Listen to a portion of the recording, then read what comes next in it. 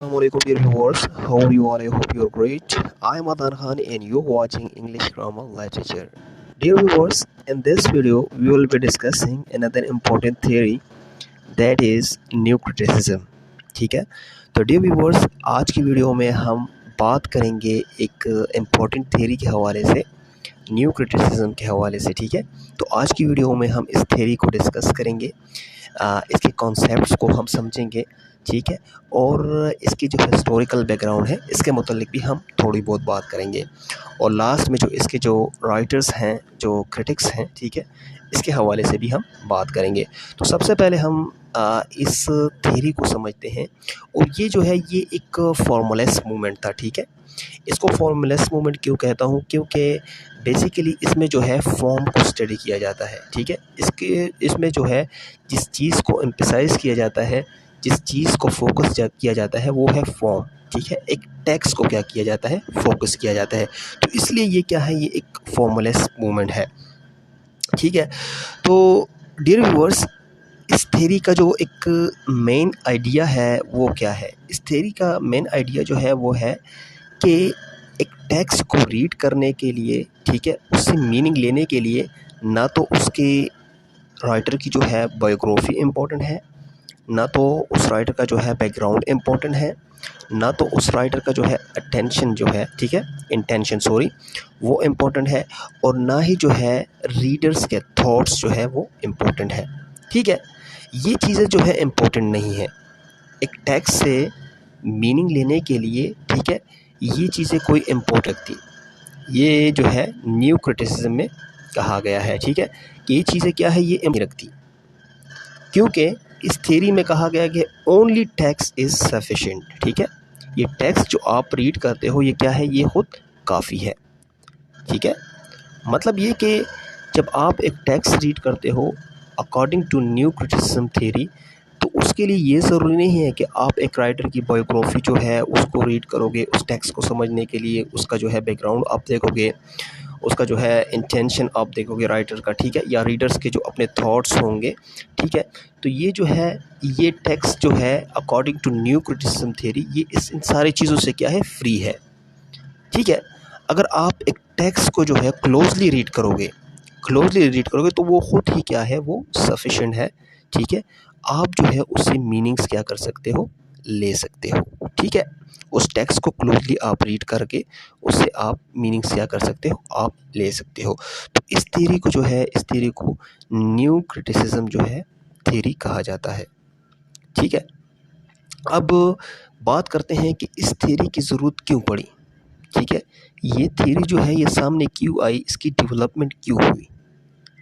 ठीक है, अब इस थ्योरी जो है इसका मतलब ये किस चीज़ के रिएक्शन में जो है इस थ्योरी की जो है वजूद हुई. ठीक है, अगर हम बात करें तो ओल्ड स्कूल ऑफ थॉट्स जो थे ये एक मतलब ग्रुप ऑफ पीपल्स थे. ठीक है, जिनके ये सोच था, जिनका ये ख्याल था कि उस टाइम ये एक टेक्स्ट को एनालाइज करने के लिए, उस टेक्स्ट को समझने के लिए, उससे मीनिंग लेने के लिए ये क्या करते थे, उस टेक्स्ट की क्या करते थे, हिस्ट्री को देखते थे. ठीक है, कि ये किस लैंग्वेज से जो है मतलब जो है किस लैंग्वेज में है. ठीक है, उस राइटर की क्या करते थे, ये बायोग्राफी देखते थे. उस राइटर का क्या करते थे, बैकग्राउंड जो है वो देखते थे. उस राइटर का क्या करते थे, अटेंशन को देखते थे. ठीक है, ये सारा कुछ उस टाइम जो है वो बेसिकली वो लोग जो थे वो हिस्ट्री के ऊपर क्या करते थे, फोकस करते थे, ना कि टेक्स्ट के ऊपर फोकस करते थे. ठीक है, तो इस चीज़ के रिएक्शन में जो है ये मूवमेंट जो है न्यू क्रिटिसिज्म ये सामने आई. ठीक है, और इसमें जो है, इसमें इनके जो क्रिटिक्स हैं,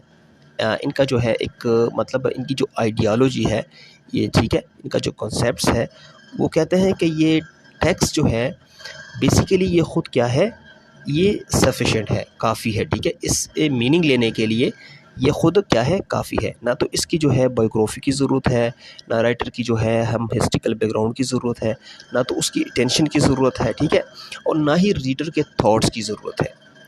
हम जो है क्या कर सकते हैं, टेक्स्ट से क्या कर सकते हैं, मीनिंग्स ले सकते हैं. ठीक है, तो ये जो मूवमेंट है न्यू क्रिटिसिज्म ये बेसिकली जो है ओल्ड स्कूल थॉट्स की जो है उसके रिएक्शन के जो है अगेंस्ट ये क्या हुई, ये सामने आई. अच्छा, तो अब जब हम एक टेक्स्ट को रीड करते हैं तो बेसिकली हमें क्या करना होता है, उस टेक्स्ट से मीनिंग लेने के लिए हमें जो है उसको जो है अटेंशन देनी होती है, उसकी उसमें जो लिटरेरी टेक्निक्स मतलब जो है फिगरेटिव लैंग्वेज जो डिवाइसेस इस्तेमाल हुई होती है, इमेजरी सिंबलिज्म हो गई, ठीक है, इसी तरह मेटाफर, इसी तरह बहुत सारे जो है वो लिटरेरी डिवाइस हैं उनका इस्तेमाल हुआ है। तो उन चीज़ों को समझ कर, ठीक है, इस टेक्स्ट के जो है फॉर्म को समझ कर, स्ट्रक्चर को समझ कर, इस टेक्स्ट के जो है लैंग्वेज को समझ कर और इसको डीपली जो हम इसको स्टडी करेंगे तो हम क्या कर सकते हैं, हम इस टेक्स्ट से मीनिंग्स जो है वो ले सकते हैं, ठीक है। तो बेसिकली ये ही क्या है, ये एक न्यू क्रिटिसिज्म क्या है, मूवमेंट है, ठीक है, ये ही न्यू क्रिटिसिज्म क्या है, जो है एक लिटरेरी थ्योरी है, ठीक है। तो बेसिकली इस न्यू क्रिटिसिज्म में क्या हुआ है, इस न्यू क्रिटिसिज्म में बेसिकली इन्होंने जो क्रिटिक्स हैं इन्होंने कहा है कि हमें जो है ना तो राइटर्स की जो है बायोग्राफी की जो है उसकी नीड है, ना तो एक टेक्स्ट को समझ लेके नहीं, ना तो इसकी बैकग्राउंड की जो है वो नीड है राइटर्स की, ना तो इसकी इंटेंशन की रीड है, ठीक है, ना हो तो ना रीडर की थॉट्स की जो है वो नीड है इस टेक्स्ट को समझने के लिए, ठीक है। जस्ट टेक्स्ट क्या है, ये ख़ुद क्या है, जो है काफ़ी है, सफिशिएंट है, ठीक है, अपनी मीनिंग्स जो है इससे मीनिंग्स लेने के लिए। तो ये क्या है, ये न्यू क्रिटिसिज्म क्या है, थ्योरी है। अब बात कर लेते हैं थोड़ी बहुत जो है इसके हिस्टोरिकल बैकग्राउंड को देख लेते हैं, उसके बाद हम इसके जो है इम्पोर्टेंट जो कंपोनेंट्स हैं उसके मुतालिक हम बात करेंगे, ठीक है, और मज़ीद इसको डिस्कस करेंगे। अच्छा, तो डियर व्यूअर्स अब बात कर लेते हैं इस लिटरेरी थ्योरी के हिस्टोरिकल बैकग्राउंड के ऊपर, ठीक है।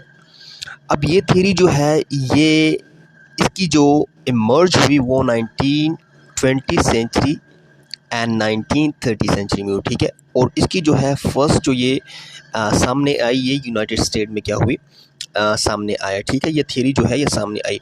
और इसका जो मेन फोकस था वो क्या था, एक टेक्स्ट को क्लोज एनालाइज करने के लिए जो है हमें क्या करना होता है, हमें जो है उस टेक्स्ट की जो है लिटरेरी डिवाइस जो होती हैं, फिगरेटिव लैंग्वेज जो उसमें यूज़ हुआ होता है, ठीक है, उसको देखना होता है, उस टेक्स्ट के जो है फॉर्म को देखना होता है, उस टेक्स्ट के स्ट्रक्चर को देखना होता है, उस टेक्स्ट के लैंग्वेज को देखना होता है, न कि हम क्या करें उस टेक्स्ट की जो है हिस्टोरिकल जो है साइड की तरफ जाएं, उस मतलब उस जो टेक्स्ट जो है उसके राइटर को स्टडी करें, उसके जो है उस राइटर के हिस्टोरिकल बैकग्राउंड को देखें, इसी तरह उस राइटर के जो है कल्चर को देखें, ये सारा कुछ जो है इम्पोर्टेंस नहीं रखता, ठीक है। तो ये बेसिकली ये थ्योरी जो है ये ओल्ड स्कूल ऑफ थॉट जो है इसके रिएक्शन में क्या हुई, वजूद में आई। तो डियर व्यूअर्स अब बात कर लेते हैं न्यू क्रिटिसिज्म थ्योरी के कुछ मेन कॉन्सेप्ट्स हैं, मेन कंपोनेंट्स हैं, उसके मुतालिक बात कर लेते हैं। तो उसमें फर्स्ट जो है वो है इंटेंशन फैलेसी। इंटेंशन फैलेसी किसे कहते हैं? The intentional fallacy, this refers to the idea that authors' intentions are not relevant to the interpretations of literary work. The meaning of a text is derived solely from its words and structure rather than from the author's life or intention. For example, in analyzing T.S. Eliot, The Wasteland, a new critic will focus on the language and imagery the poem rather than on Eliot's personal life and beliefs. ठीक है, तो dear viewers simple words में मैं आपको इस intention fallacy के मुतालिक बताना चाहूँगा कि इसका मतलब है, अब जो है मतलब अगर आपको एक क्वेश्चन जो है वो एक आया है, एक क्वेश्चन है, ठीक है, कि आपको एक क्वेश्चन आया है, उस क्वेश्चन में एक पोएम है, ठीक है, विलियम वर्ड्सवर्थ का पोएम ले लें डैफोडिल्स, ठीक है, इसी तरह जो है अगर आप जॉन कीट का कोई पोएम ले लें ग्रेशियन ऑन और कोई दूसरा, ठीक है, और क्वेश्चन ये है कि इस पोएम के ज़रिए जो है पोएट क्या कहना चाहता है, ठीक है, मतलब कि पोएट का इंटेंशन जो है वो क्या है, जब पोएट ने इस पोएम को लिखा तो पोएट का सोच क्या था, इसका जो है इंटेंशन क्या था, ठीक है, तो किस चीज़ को मतलब सोच कर जो है पोएट ने इस पोएम को लिखा। तो ये चीज़ जो है पोएट की जो इंटेंशन है ये जो है इम्पोर्टेंस नहीं रखती। इसको हम कहते हैं इंटेंशन फैलेसी। ठीक है, तो हम जब एक टेक्स्ट को जो क्या करते हैं, इंटरप्रिटेशन करते हैं एक टेक्स्ट की, एक लिटरेरी वर्क की, तो बेसिकली हम क्या करते हैं, हम जो है राइटर की जो है पोइट की जो है, हम उसकी जो क्या करते हैं, इंटेंशन को नहीं देखते। ठीक है, मतलब अगर हम ये कर रहे होते हैं उस राइटर की, उस पोइट की जो है उस इंटेंशन को हम देखते हैं कि ये पोइट ने जो है किस बेस पर, किस चीज़ को सोच कर, ठीक है, उसने ये पोएम लिखा, तो हम कहीं ना कहीं क्या कर रहे हैं, इंटेंशन फैलेसी कर रहे हैं। ठीक है, अब मैं एग्जांपल देना चाहूँगा।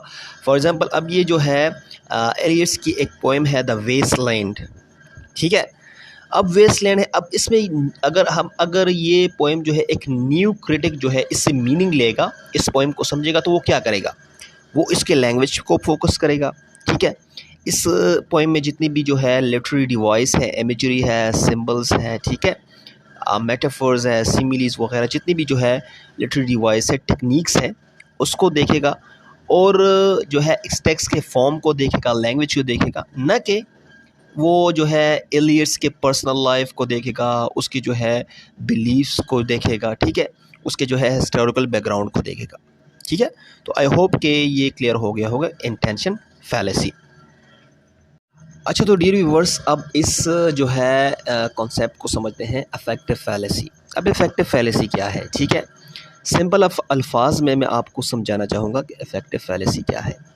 ठीक है, इफेक्टिव फैलेसी का मतलब क्या है कि जब हम एक टेक्स्ट को, जब एक टेक्स्ट को रीड करता है, ठीक है, तो जब एक पोएम को क्या करता है, रीड करता है, तो वो इमोशंस में क्या हो जाता है, बह कर क्या करता है, वो कहीं ना कहीं इफेक्टिव फैलेसी कर रहा होता है। ठीक है, मतलब ये कि वो क्या कर रहा था, वो इस इमोशन में बह कर क्या करता है, उस टेक्स्ट को जो है इंटरप्रेटिंग करने की कोशिश कर रहा होता है, उस टेक्स्ट को एनालाइज करने की कोशिश कर रहा होता है। ठीक है, लेकिन ऐसा नहीं है।